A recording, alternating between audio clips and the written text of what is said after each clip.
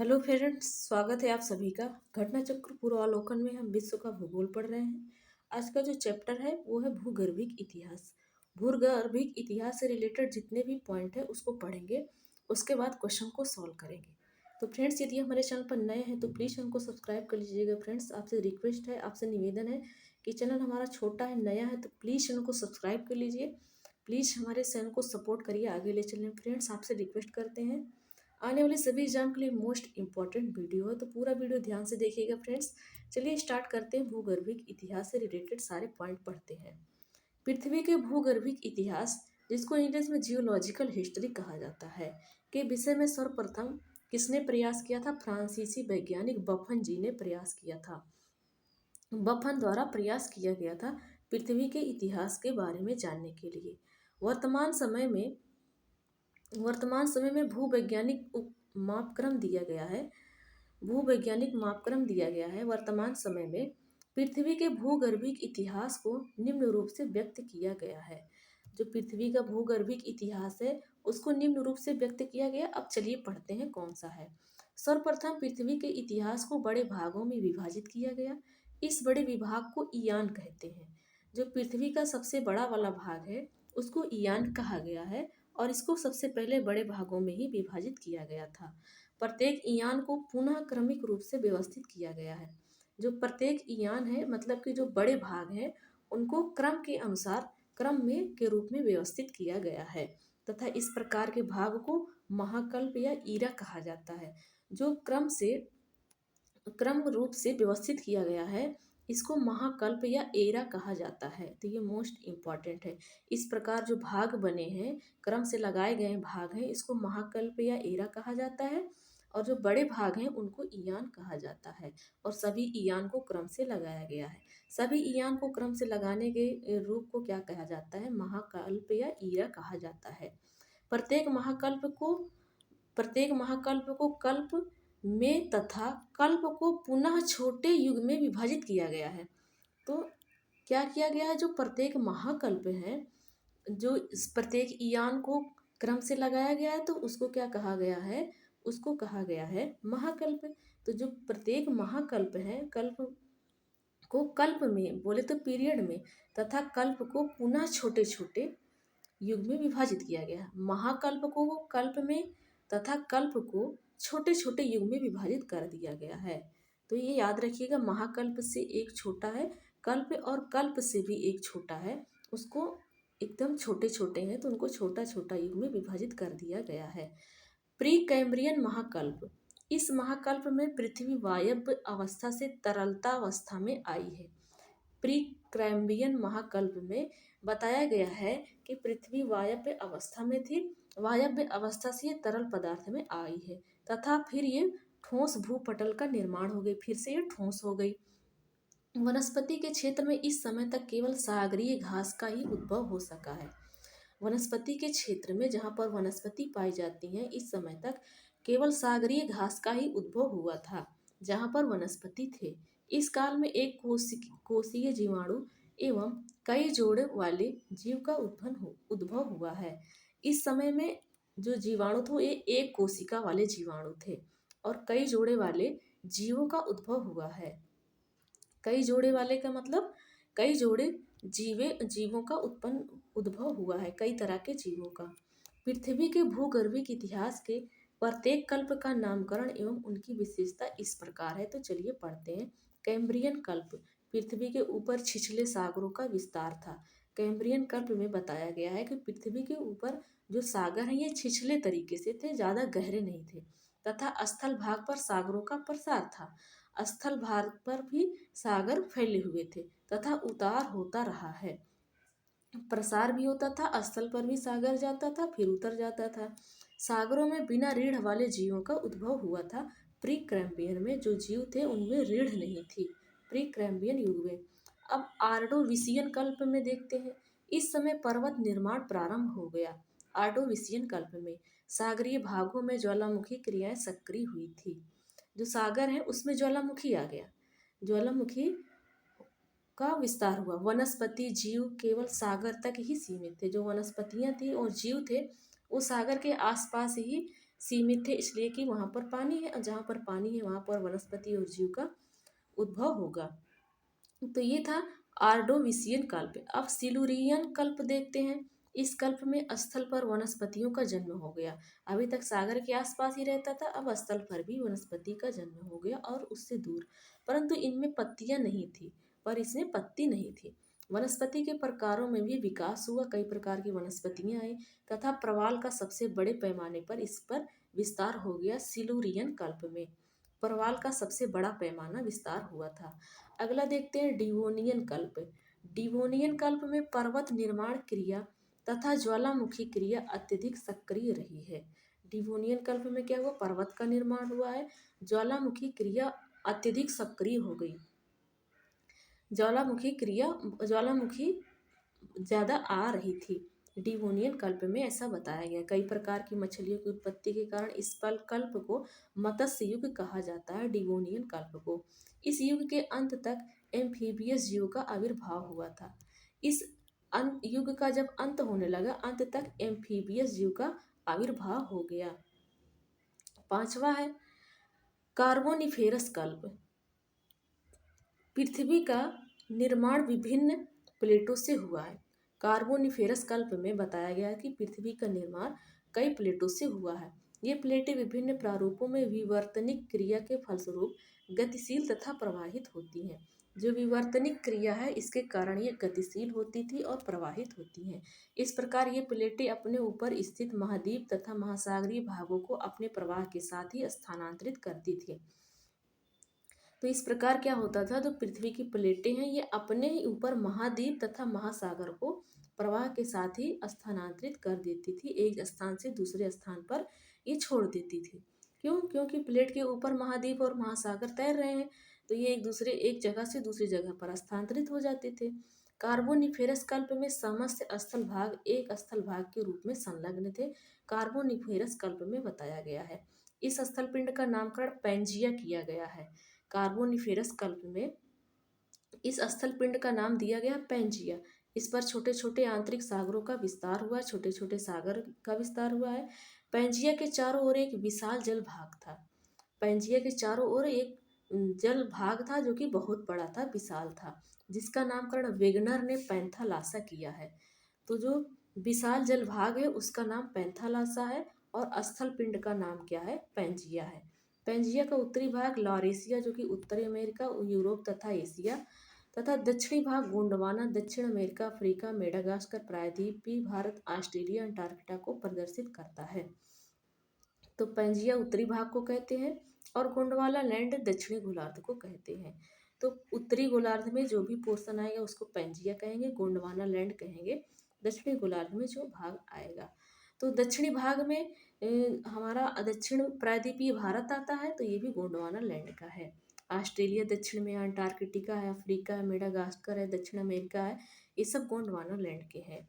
अगला है पर्मियन कल्प। पर्मियन कल्प, इस कल्प में व्यापक भौगोलिक हलचल के कारण यूरोप, एशिया तथा पूर्वी संयुक्त राज्य अमेरिका में ऊंचे अपलेशियन पर्वत का आविर्भाव हुआ है। स्थलीय जीवों की संख्या तथा प्रजातियों में पर्याप्त वृद्धि हो गई थी। जो स्थल पर कई तरीके के जीवों का विकास हो गया, कई तरह के जीवों का विकास हो गया और कई तरह की प्रजातियों का भी पर्याप्त वृद्धि हो गई थी। अब ट्रियासिक कल्प में देखते हैं, इस युग में सागर में मांसाहारी मत्स्य तुल्य रेप्टाइल का जन्म हुआ, जो कि ये कैसी है, मांसाहारी मछली है। स्थल पर सर्वप्रथम रेंगने वाले जीवों से स्तनधारी जीवों का जन्म तथा मक्खियाँ एवं दीमक प्रकट हुए थे। तो स्थल में रेंग कर चलने वाले जीव जो स्तनधारी थे वो दो थे जो जन्म लिए थे, पहला मक्खी और दूसरा दीमक। ये ट्रियासिक कल्प में इनका जन्म हुआ है। अब जुरैसिक कल्प में देखते हैं, इस कल्प में स्थल भाग पर रेप्टाइल के आकार तथा प्रकार में पर्याप्त विस्तार हो गया था। इनके आकार और प्रकार में कुछ उड़ने वाले पक्षियों का भी उद्भव हो गया। इस कल्प में डायनासोर का प्रभुत्व था। किस युग में? जुरैसिक कल्प में। जुरैसिक कल्प में डायनासोर का उद्भव हुआ है, मोस्ट इम्पॉर्टेंट है। भारत में इसके विशेष अवशेष गुजरात के खेड़ा जिले के राही ओली और मध्य प्रदेश के जबलपुर में के बारह सिमला पहाड़ी पर नर्मदा नदी के पास पाए जाने वाली की पुष्टि हुई है। तो डायनासोर कहाँ कहाँ पर भारत में पाया गया है? गुजरात का खेड़ा जिला है, खेड़ा जिला के राही ओली में, और मध्य प्रदेश के जबलपुर जिले में बारह सिमला पहाड़ी है नर्मदा नदी के पास, वहां पर डायनासोर का जो है साक्ष्य मिला है। कौन से युग में? जुरैसिक कल्प में बताया गया है। क्रिटेशियस कल्प, इसमें खरिया मिट्टी का जमाव इस कल्प की सबसे प्रमुख विशेषता थी। खरिया मिट्टी जम गई थी। इस कल्प में निर्माण क्रिया अत्यधिक सक्रिय रहा तथा रॉकी एंडीज यूरोप महाद्वीप की कई पर्वत श्रेणियों तथा पनामा कटक की उत्पत्ति हुई है। यहाँ पर कहा गया कि खरिया मिट्टी का जमाव हो गया, तो मिट्टी का जमाव होगा तभी पर्वत बनेगा। तो रॉकी कहाँ पर है? रॉकी कहाँ पर? उत्तरी अमेरिका में, एंडीज दक्षिणी अमेरिका में, यूरोप महाद्वीप, ये सब में कई सारे पर्वत श्रेणियों का और तथा पनामा कटक की उत्पत्ति भी हो गई थी। जो पनामा नहर है वहां पर देखिए एक द्वीप है, इनका उत्पत्ति हुआ है क्रिटेशियस कल्प में। तृतीय कल्प को कई युगों में विभक्त किया गया है। जो तृतीय कल्प है इसको कई भागों में विभाजित किया है। इसका विवरण दिया गया है। पहला है इयोसीन युग। इयोसीन युग में, इस युग में हिंद महासागर तथा अटलांटिक महासागर का विकास हुआ है। हिमालय की रचना का प्रारंभ हो गया था। इयोसीन युग में हिंद महासागर और अटलांटिक महासागर का विकास हो गया था। हिमालय की रचना प्रारंभ हो गई थी पर पूरा नहीं हुआ था। ओलिगोसीन युग में, इस युग में स्थल भाग में प्रसार तथा विस्तार एवं जल भाग में संकुचन तथा ह्रास हुआ। ओलिगोसीन युग में क्या हुआ था कि स्थल भाग में प्रस्तार और विस्तार हो गया, फैलाव हो गया, स्थल भाग ज़्यादा हो गया, और जो जल भाग है वो संकुचन हो गया, मतलब छोटा हो गया ओलिगोसीन युग में। अमेरिका तथा यूरोप में भूपटल में महान भू हलचल होने लगी तथा आल्प्स पर्वत का निर्माण हो गया। तो अमेरिका और यूरोप में भूपटल भूमि पर हलचल होने लगी, तो वहाँ पर एक पर्वत का निर्माण हो गया, उसका नाम है आल्प्स पर्वत, और ये कहाँ है? यूरोप में है। तीसरा है मायोसीन युग। मायोसीन युग, इस युग में भू हलचल के कारण आल्प्स पर्वत श्रेणी का निर्माण हो गया। मायोसीन युग में भू हलचल के कारण तथा हिमालय की दूसरी श्रेणी का उत्थान हो गया। हिमालय की जो दूसरी श्रेणी थी वो बनकर तैयार हो गई तथा महान हिमालय की ऊंचाई में और वृद्धि हो गया। महान हिमालय और ऊंचा हो गया। प्लायोसीन युग में क्या हुआ था? इस काल की सबसे बड़ी विशेषता है कि इस समय वर्तमान महासागर तथा महाद्वीप का रूप प्राप्त हुआ है। प्लायोसीन युग में क्या हुआ है कि जो वर्तमान में हमारे यहाँ महासागर है, महाद्वीप है, इनका वास्तव में रूप प्लायोसीन युग में बना है। स्थल भाग के खिसकने से तथा उसमें जल के संग्रह के कारण उत्तरी सागर, कृष्ण सागर, अरब सागर तथा कैस्पियन सागर का निर्माण हो गया है। स्थल भाग क्या है? धीरे धीरे खिसक रहा था, तो उसमें जल संग्रहण के कारण क्या हो गया कि उत्तरी सागर बन गया, कृष्ण सागर, अरब सागर, कैस्पियन सागर, इन सारे सागर का निर्माण हो गया। शिवालिक श्रेणी का निर्माण भी इसी काल में हुआ है, जो हमारे उत्तर भारत में शिवालिक श्रेणी है। चतुर्थ कल्प को दो युगों प्लीस्टोसीन एवं होलोसीन में विभक्त किया गया है। जो चौथा कल्प है इसको दो भागों में विभाजित किया गया है। पहला नाम है प्लीस्टोसीन, दूसरा होलोसीन। इन युगों का विवरण दिया गया है। प्लीस्टोसीन युग में, इस युग की सबसे बड़ी विशेषता भूपटल पर हिमचादर की स्थिति थी।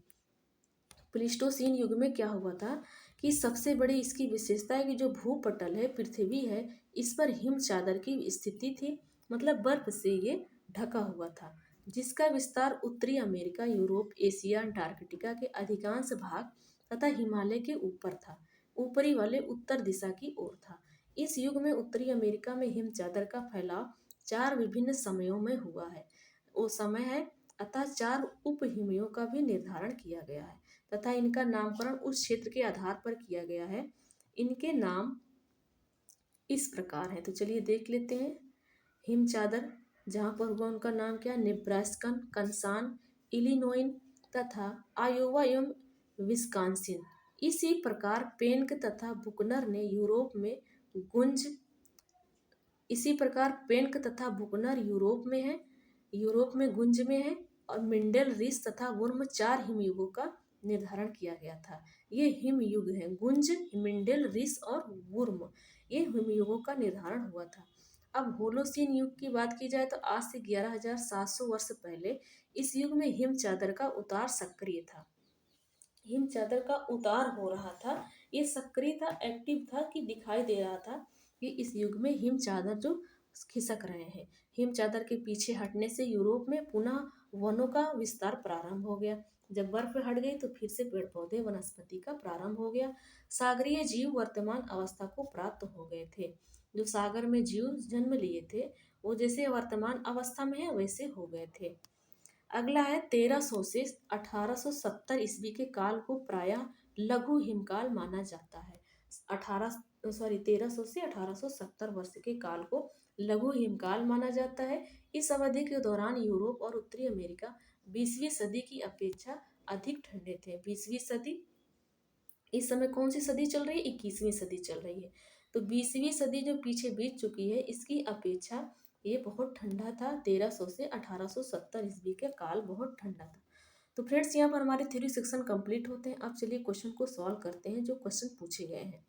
पहला क्वेश्चन है, महान हिमयुग का संबंध किससे है? तो प्लीस्टोसीन से है। हम लोगों ने पढ़ा था कि महान हिमयुग पृथ्वी के इतिहास का एक ऐसा युग है जब बड़े पैमाने पर हिमच्छादन हुआ था। भूगर्भिक समय पैमाने के प्लीस्टोसीन युग के दौरान, जिसकी शुरुआत 20 लाख वर्ष पहले हुई थी। तो महान हिमयुग का संबंध प्लीस्टोसीन प्लीस्टोसीन से है। अगला, निम्न कालों में से किसे प्रायः लघु हिमकाल माना जाता है? तो 1650 से 1870 ईस्वी को लघु हिमकाल माना जाता है। नेक्स्ट है, डायनासोर का काल आज के से कितने वर्ष पहले था? तो 18 करोड़ वर्ष पहले डायनासोर का काल था। ये जुरैसिक कल्प में डायनासोर का जन्म हुआ था। आज से 20.8 करोड़ वर्ष पहले इनका जन्म हुआ था तथा 14.4 करोड़ वर्ष पूर्व समाप्त हुआ था। इतने दिन तक ये क्या था? इतने दिन तक डायनासोर का काल चला था। इतने 14.4 करोड़ वर्ष पूर्व ये समाप्त हुआ था। इस कल्प को डायनासोर का काल कहा जाता है, अतः निकटतम उत्तर बी सही होगा। 18 करोड़ वर्ष पहले, एग्जैक्ट 20.8 है। तो निकटतम कौन सा है? 18 है। देखो ये यहाँ 80 है, 40 से 50 तो नहीं होगा। और राइट क्या होगा? 20.8 करोड़ वर्ष पहले।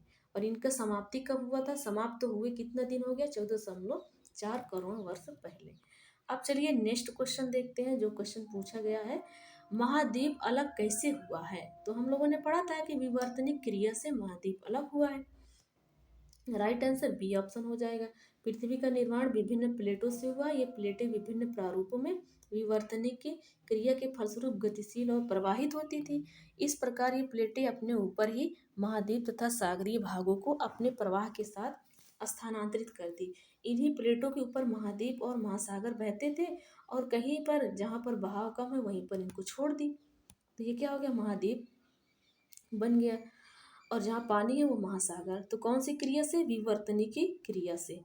अगला क्वेश्चन है, निम्नलिखित महाद्वीपों में से कौन सा गोंडवाना का भाग नहीं था? तो उत्तरी अमेरिका गोंडवाना का भाग नहीं है। ये किसका भाग है? पैंजिया का। जो उत्तर दिशा में है वो पैंजिया का भाग है और दक्षिण दिशा का गोंडवाना। तो इसका राइट आंसर ए ऑप्शन हो जाएगा। देखो दक्षिण अमेरिका दक्षिण में, ऑस्ट्रेलिया भी दक्षिण में, अफ्रीका भी दक्षिण में है। तो ये सब नहीं होगा। कौन सा होगा? ए ऑप्शन, उत्तरी अमेरिका। अगला क्वेश्चन है, भारत प्राचीन सुपर महाद्वीप गोंडवाना का भाग था। इसमें वर्तमान समय का निम्न भूभाग शामिल है। तो जो हमारा प्रायद्वीपीय भारत है वो गोंडवाना लैंड का भाग है। तो इसमें से कौन कौन से तीन ऑप्शन दिया गया है, बताना है कि कौन कौन गोंडवाना लैंड का भाग है। तो दक्षिण में होगा, वही गोंडवाना लैंड का भाग होगा। तो दक्षिण अमेरिका भी है, अफ्रीका भी है, ऑस्ट्रेलिया भी, ये सब दक्षिण में है। आप पहले इसको मैप में देख लीजिए यदि तो आपको नहीं पता है तो इसका आंसर हो जाएगा ये सभी। मैप में देखे रहेंगे आपको पता रहेगा कौन सा देश, कौन सा महाद्वीप किस दिशा में है। तो इसका आंसर आप आसानी से देख पाएंगे। पृथ्वी पर मूलतः एक ही विशाल भूखंड था जिसे कहा गया था पैंजिया।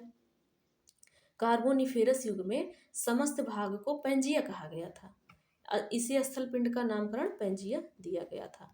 अगला है, पृथ्वी पर जीवन के प्रादुर्भाव का प्रथम जीवाश्म साक्ष्य कब हुआ था? कितने वर्ष पहले हुआ था? पृथ्वी पर जीवन का प्रादुर्भाव का प्रथम जीवाश्म का साक्ष्य कहाँ पर मिला था? तो कितने वर्ष पहले मिला था? तो चलिए देख लेते हैं। पृथ्वी पर जीवन के प्रादुर्भाव के प्रथम जीवाश्म साक्ष्य आर्कियन युग के प्रारंभिक काल लगभग 3.5 बिलियन वर्ष पहले के हैं, जो कि अति सूक्ष्म जीवाणु के जीवाश्म हैं। बहुत छोटे छोटे जीवाणु के जीवाश्म हैं, 3.5 बिलियन वर्ष पहले के हैं। अगला है, निम्न में से किस घटना या किन घटनाओं के जीवों के विकास को प्रभावित किया गया है? सही उत्तर बताना है। तो महाद्वीप विस्थापन भी, हिमानी चक्र भी है। इसका आंसर हो जाएगा पहला और दूसरा दोनों सही है। तो संबिंदर सिंह द्वारा लिखित पुस्तक है भौतिक भूगोल का स्वरूप, ये पुस्तक का नाम है। इसमें कहा गया है कि महाद्वीपीय विस्थापन एवं हिमानी चक्र दोनों ही घटनाओं ने जीवों को विकास दिया है। जब महाद्वीप का विस्थापन हुआ है तब भी जीव का विकास हुआ है, हिमानी चक्र में भी जीव का विकास हुआ है। इसका आंसर हो जाएगा दोनों सही है। पुस्तक कौन सी है? भौतिक भूगोल का स्वरूप। किसकी पुस्तक है? सविंद्र सिंह की है। वलन क्रिया किसका परिणाम है? तो वलन क्रिया किसका परिणाम है? परवर्त निर्माणकारी बल का। तो वलन क्रिया किसका परिणाम है? वलन क्रिया से परिणाम क्या मिला है? ऐसे अपनी भाषा में क्वेश्चन कहने का मतलब ये है कि वलन जो क्रिया हुई है इससे हमको कौन सा परिणाम मिला है, कौन सा रिजल्ट मिला है? तो पर्वत का निर्माण हुआ है। सी इसका राइट आंसर है। पृथ्वी के अंतर्जात बलों के अंतर्गत प्रवण निर्माणकारी बल, जो क्षैतिज संचलन कहा जाता है, इसको निर्माणकारी बल भी आता है। इसके तहत दो प्रकार के बल कार्य करते हैं, संपीड़न और तनाव बल। संपीड़न बल से चट्टानें परतें मुड़ जाती हैं। संपीड़न का मतलब होता है जैसे आगे की ओर से तेजी से जा रहा है, पीछे से और आगे से भी दोनों टकराएंगे तो संपीड़न बल होगा, मुड़ जाएगा। उसका मुख ऊपर उठे भागों को अपनित और धंसे हुए भागों को अभिनीत कहे जाते हैं। इसी मोड़ को वलन कहा जाता है। मोड़ को क्या कहा जाता है? वलन। जो ऊपर उठ गया वो अपनति, और जो धंसा हुआ भाग है, जैसे एक इधर से आ रहा है और एक इधर से, दोनों टकराएगा तो कुछ पोर्शन तो ऊपर चला जाएगा, कुछ नीचे गड्ढा रह जाएगा, धंसा रह जाएगा। तो ऊपर उठे को अपनति कहा जाता है, धंसे हुए को अभिनति कहा जाता है। नेक्स्ट क्वेश्चन है, निम्नलिखित क्वेश्चन पर विचार करिए। पृथ्वी के पृष्ठ पर गतिक परिवर्तन लाने के लिए कौन जिम्मेदार है? तो विद्युत चुंबकीय विकिरण भी है, भूतापीय ऊर्जा भी है, गुरुत्वीय बल, प्लेट संचलन भी हुआ था, पृथ्वी का घूर्णन भी है, पृथ्वी का परिक्रमण भी है, सब तो है। तो इसका आंसर हो जाएगा सभी। डी ऑप्शन इसका राइट आंसर हो जाएगा। अगला क्वेश्चन है, सही कालक्रम में व्यवस्थित कीजिए। कौन सी घटना सबसे पहले हुई है, फिर उसके बाद ये इसको क्रम से लगाना है। तो सबसे पहले सिहावल जमाव हुआ था, उसके बाद पटपरा जमाव हुआ था, फिर बाघोर जमाव, फिर खेतौनी जमाव। इसका आंसर हो जाएगा बी, 4 1 3 2। तो यहाँ पर देखिए फ्रेंड्स, लिखा गया कि सिहावल जमाव निम्न पूरा पाषाण काल में हुआ था, पटपरा जमाव मध्य पूरा पाषाण काल में, बाघोर जमाव उच्च पूरा पाषाण काल में, खेतौनी जमाव लघु पाषाण काल में। अगला क्वेश्चन दिया गया है कि इस पर विचार करिए और बताइए कि घटनाओं को पृथ्वी पर उनके उत्पन्न होने वाले कालक्रम में व्यवस्थित करना है, उनके क्रम के अनुसार व्यवस्थित करना है। तो पहले कवच वाले जीव का जन्म हुआ था। कैसे जीव का? कवच वाले जीव का। जैसे कछुआ हो गया, इसके भी कवच है। उसके बाद कीट का जन्म हुआ था, छोटे छोटे कीट, तो पहला कीट हो जाएगा दूसरे पर। उसके बाद रेंग कर चलने वाले थे, तो पहला, उसके बाद क्या हो जाएगा? सरीसृप हो जाएगा, रेंग कर चलने वाले। फिर स्तनधारी आए थे, स्तनधारी में 2 जीव हुए थे, एक कौन सा था? दीमक था, और उस दूसरा कौन था? मक्खी था। तो स्तनधारी में दीमक और मक्खी का जन्म हुआ था। उसके बाद कीट भी थे, और सबसे पहले कवच वाले थे। तो देखिए तीसरा पहले किस में है? सी ऑप्शन में है, तो सी ऑप्शन इसका राइट हो जाएगा। यदि आपको 1 2 ऑप्शन भी पता है तो आप आंसर तक आसानी से पहुंच जाएंगे। तो पहला कवच वाले, फिर कीट, और उसके बाद सरीसृप रेंग कर चलने वाले, फिर स्तनधारी। अगला क्वेश्चन है, राजस्थान मरुस्थल अथवा थार मरुस्थल किसके विस्तार में है? तो 4 ऑप्शन दिया गया, बताना है ये इसका विस्तार किस युग में हुआ है। राजस्थान में जो मरुस्थल है, थार का मरुस्थल, ये प्लीस्टोसीन एवं अभिनव जमाव के द्वारा इसका विस्तार हुआ है। पुरातत्व विभाग के अनुसार थार मरुस्थल का निर्माण 70,000 वर्ष पहले हुआ था, जबकि प्लीस्टोसीन युग में 2 लाख इकाई, दहाई, सैकड़ा, हजार, 10,000, लाख, 10 लाख। तो 25,88,000 वर्ष पूर्व से लेकर के 11,700 वर्ष पूर्व तक इसका प्लेस्टोसीन युग का काल रहा है। इस तरह थार मरुस्थल के निर्माण व विस्तार का समय प्लेस्टीनोसीन युग के अंतर्गत हुआ है। तो इसका राइट आंसर हो जाएगा सी ऑप्शन। तो फ्रेंड्स, यहाँ पर सारे क्वेश्चन और थ्योरी सेक्शन कंप्लीट होते हैं। चलिए मिलते हैं नेक्स्ट वीडियो में। Thanks for watching.